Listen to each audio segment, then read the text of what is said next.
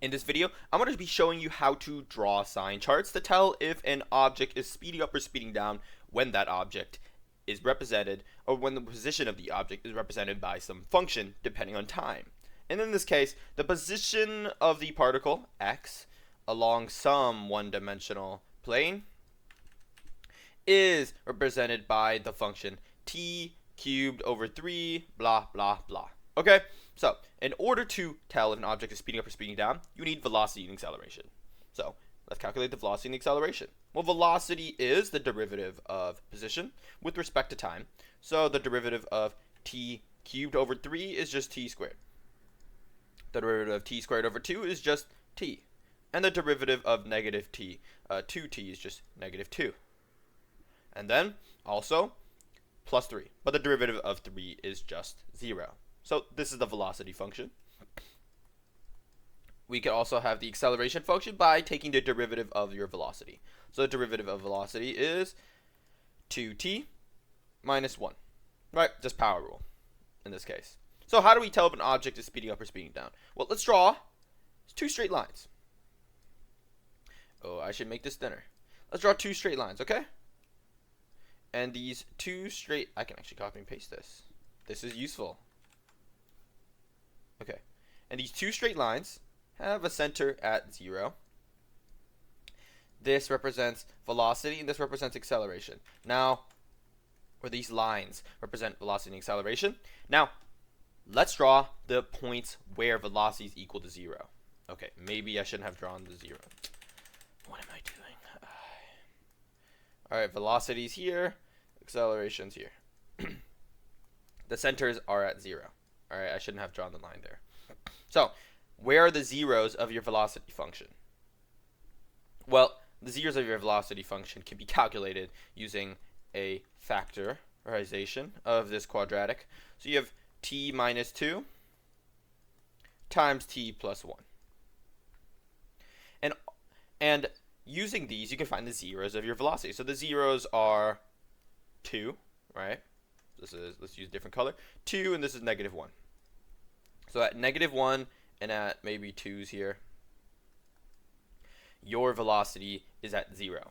Now I'll soon show you why we want to find the zeros, but just trust me on this for now. Your acceleration is at 0 when t is equal to 1/2. Right? 1/2 times 2 is 1. 1 minus 1 is just 0. That's the only time when your acceleration is equal to 0. So 1/2, it kind of looks like right about here. So let's put 1/2 here.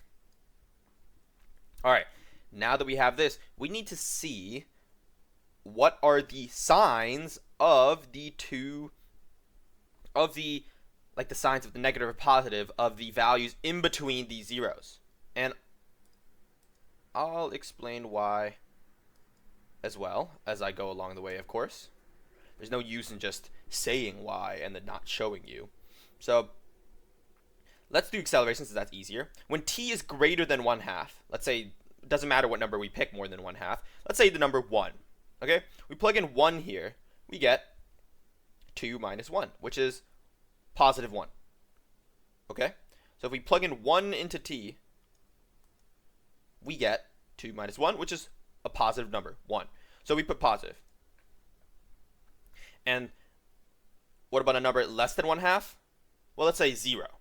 Okay, 0 is an easy one to pick. You can pick any number, of course, but 0 is the easiest. 0 times 2. Wait, what am I doing? What? 0 times 2 is 0. Minus 1 is negative 1. So that number is negative. So that means all the numbers on the left side of negative, all the numbers on the left side of 1/2 results in a negative acceleration. Why is that? Well, in order to turn a number from positive to negative, you need to reach 0. The number needs, it's intermediate value theorem. Your number needs to be along the path of reaching negative to positive. You need to reach 0 in order to transition from a negative number to a positive number. So when we find the zeros of these two functions, we can kind of separate the function into the parts where they're negative and where they're positive. So let's do the same thing for velocity. So for velocity, let's try out, well, number less than negative 1. Let's try negative 2. Okay, so we plug in negative 2 here. We get -4 on this part of the factor. If we plug in -2 into this t, we get -1.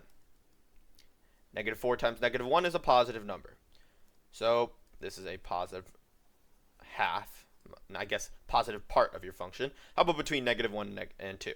Well, -1 and 2, number between, easy number, 0. So we plug in 0 here and 0 here. We get -2 times 1, which is, -2 times 1 is a negative number. So we put negative here. Okay. How about for number 2? Well, a number past 2, let's pick 3. Right? Let's pick 3. Let's plug in 3 into both of these sides. We get 3 minus 2, which is just 1. And 3 plus 1, which is just 4. That's a positive number. So the sign on that part of the function, past 2, is a positive number. And for beyond an infinity, it's going to be a positive number. So now we can use this to find where the object is speeding up and speeding down. That's right. Speeding and slowing. So speed and slow. Let's write down the intervals.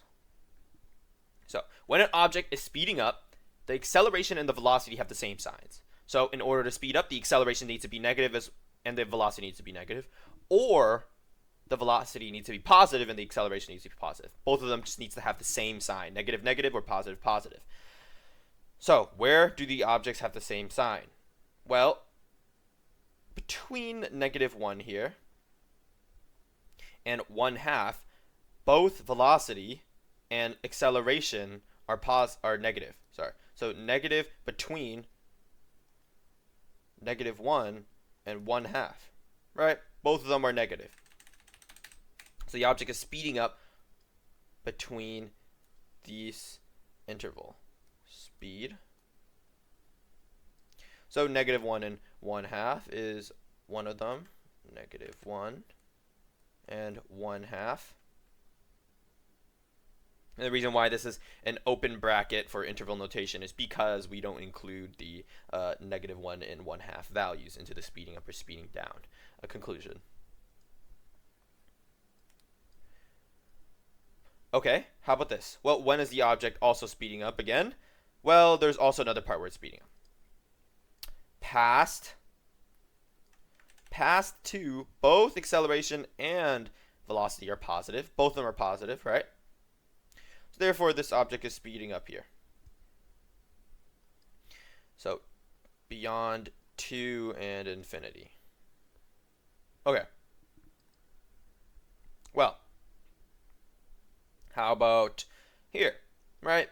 We haven't marked these two chunks of the red that I separated. So how about to the left here? Well, to the left, the acceleration is negative and the velocity is positive. So to the left of -1, acceleration is still negative, but velocity is positive. Therefore, this is slowing down. So from -1, so from -infinity to -1, the object is slowing down.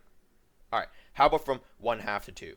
Well, acceleration past 1/2 is positive, but velocity between 1/2 and 2 is negative. Therefore, your object is slowing down between 1/2 and 2.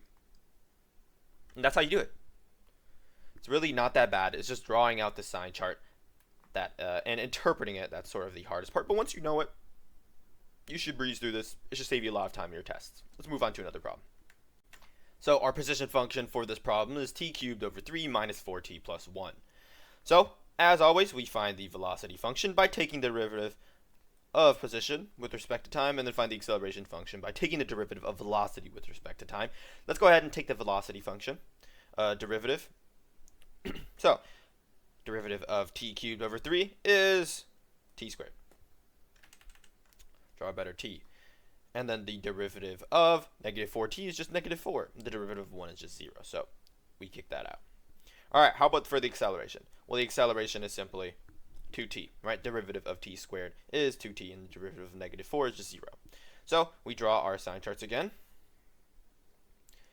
So let's draw the line, and then I'll copy and paste it.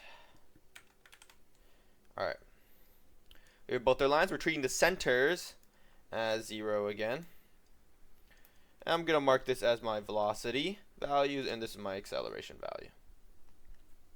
Okay, well, let's find the zeros. Well, velocity is at 0. We can factor this actually. So we get t minus 2 and t plus 2. Right? This is the factor of this. I just completed is this difference of squares? I think that was the name. Haven't done that in a while. But acceleration is just 2t. Well, this one's kind of obvious since there's no constant in this case. When t is positive, acceleration's positive. When t is negative, acceleration's negative. So we can kind of cut it off in the center. Acceleration's at 0 when t's at 0. Okay? So this right here is positive on this side and negative on this side for acceleration. How about for velocity? Well, for velocity, the zeros are at 2 and negative 2. Right? So 2 and negative 2 are kind of around here on this line. Hopefully I'm drawing this somewhat to scale. And then we should pick a number in the middle. Let's just solve this middle part because it's 0. Right? Some number in the middle is just 0. So if we plug in 0 into these, we get 0 and 0. We get negative 2, and then we get positive 2. And if we multiply these together, negative times a positive is a negative number. So we get a negative number here. How about a number past 2? Well, a number past 2 would say 3. If we plug in 3, we get 1 here, and we get 5 here. 1 times 5 is a positive number, so we put positive. All right, how about a number below negative 2? Well, let's pick negative 3, right? Easy whole number, very close to negative 2. Doesn't matter which number you pick, of course, again. But negative 3 minus 2 is negative 5. And then negative 3 plus 2 is negative 1. Negative number times negative number is a positive number. So we get a positive value on this sign. All right, now we can interpret speeding up or speeding down. So speed and slow. Again. So where's the object speeding up? All right, well, between negative 2 and 0, we have both negative values for our velocity and acceleration. So we're speeding up. And also, past 2 and on to infinity, both acceleration and velocity are positive. Therefore, you're speeding up. And then between 0 and 2, you have a positive acceleration and a negative velocity. Therefore, you are slowing down. They have opposite signs. So you are slowing down. And from negative 2 on to negative infinity, your velocity is positive and your acceleration is negative. Therefore, you're slowing down in this case. And maybe this isn't as important, but your time can't be negative. Maybe your teacher will specify that. But I'm just going to, time being negative makes no sense. But I guess in some cases you can, I don't even know what I'm saying. Some teachers are just going to assign problems where time has to only be positive. So keep that in mind. Don't include the negative numbers if your teachers do that. But speed is speeding up from negative 2 to 0. So negative 2 to 0 in this case. And you're speeding up from 2 and on to positive infinity. Okay, how about slowing down? Slowing down, you're slowing down from negative infinity to negative 2. And you're also slowing down from 0 to 2. The sign's velocity is negative, acceleration is positive, so you are slowing down from 0 to 2.